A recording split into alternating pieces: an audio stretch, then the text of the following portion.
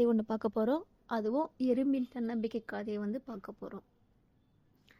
ஒரு மடத்தில் ஜென் துறவி ஒருவர் சீடர்களுக்கு பாடம் சொல்லி கொண்டிருந்தார்.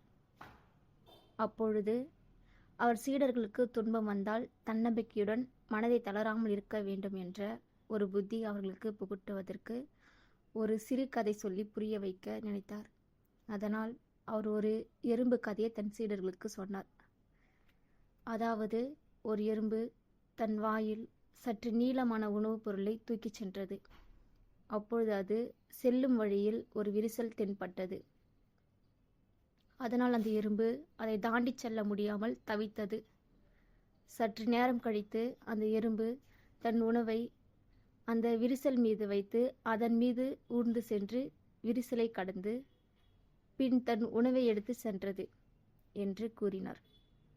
பின் அவர்களிடம்